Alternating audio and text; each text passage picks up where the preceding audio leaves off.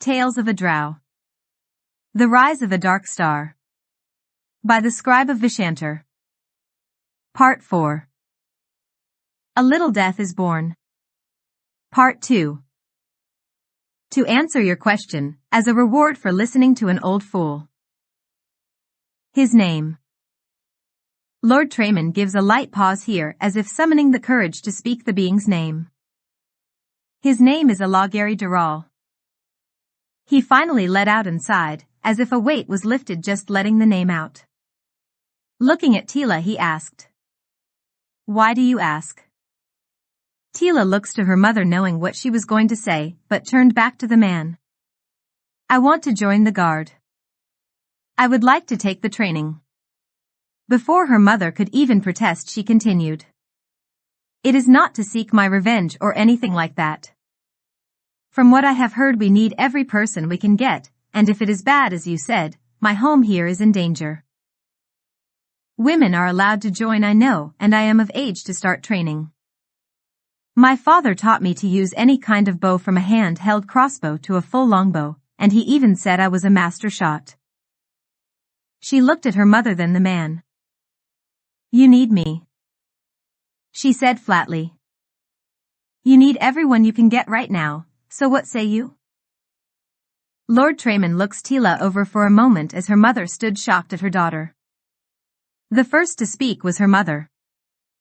I don't think you going to join the guard is what your father wanted. You are the only child we have. I think you are just too angry right now. Her mother named off reasons for Tila not to go. Not to join the guard. Despite all this Tila remained adamant.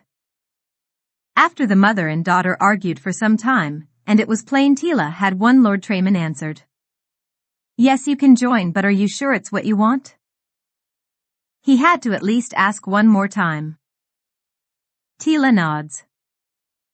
Yes, I am sure, after the ceremony, and everything else I will be ready. Her mother moves close.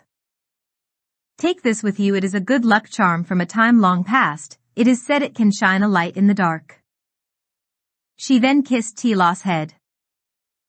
With that the group talked, finishing the day inside to relax, eat and drink before Lord Trayman and his companion had to leave. The two walked the other pair to the exit of the homestead and wished them a safe ride before returning to the house.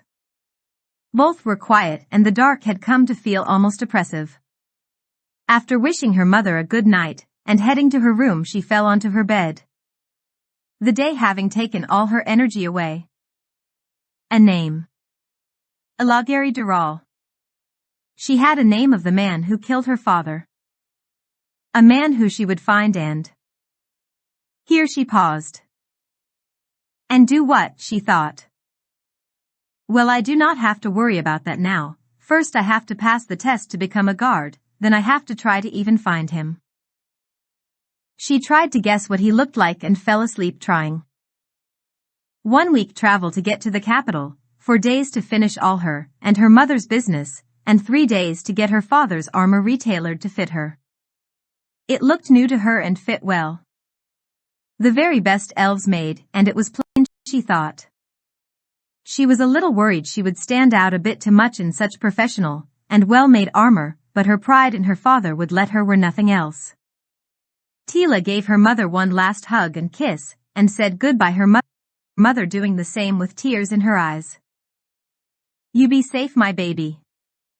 Come home to me, I will be waiting. Tila smiles. I will, mother, I will also make sure I have a home to return to. With that Tila was off to the training grounds. A day's out the grounds was a nice ride.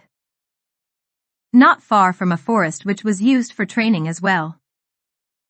The grounds were surrounded by a 8-foot well-made stone walls about 4 feet thick, she guessed. As she approached the entrance, which gates were open, a guard came out to meet her. Vejui there, miss? He paused. Tila smiled. Tila. My name is Tila Moondown. I am here to join the guard. Joining the guard did not take long, apparently word had been sent, and she was expected. To top it off, she was to start training with the top teacher, a Commander Stillwind. She had been so enthralled with her good luck she did not even see the elf she ran into knocking him down. She was about to apologize and help him up, before she could, however, he had started seething, angry at her. He pushed her hand away. "What do you think you are doing, you lowborn wild beast of a female?" he spat. "Do you know who I am?" Before she could even answer, he continued to rant. "I am Prince Lathrin, son of Drakendeath."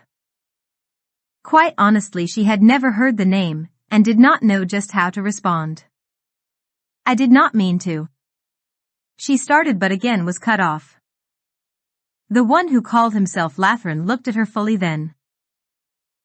"Oh well, I see you are very low caste. Even your gear is some kind of hand-me-down." That she could not let stand. "This was my father's armor. He died fighting the Drow to save people like you." Again the rude man cut her off. "Well, with old worn-out gear like that, no doubt he is dead." That was all it took. Tila, hearing him say that, did not even think. She stomped his foot. As he bent down, she quickly punched him in his windpipe, and then with a fluid motion kicked his other leg in the back right at his knee. This sent the man to the ground, gasping for air as she stood over him. "Never speak ill of my father again." With that, before anyone had time to even react, she had turned and continued to her destination. "Well, this is a good start," she said to herself on her way. Thank you for listening, and I hope you enjoyed the story. I, as always, will try to put another one up every 3 days. This one was short, I think, so I will put another up tomorrow. The reason I did not want this to be too long. I hope you have a good day and come to listen again.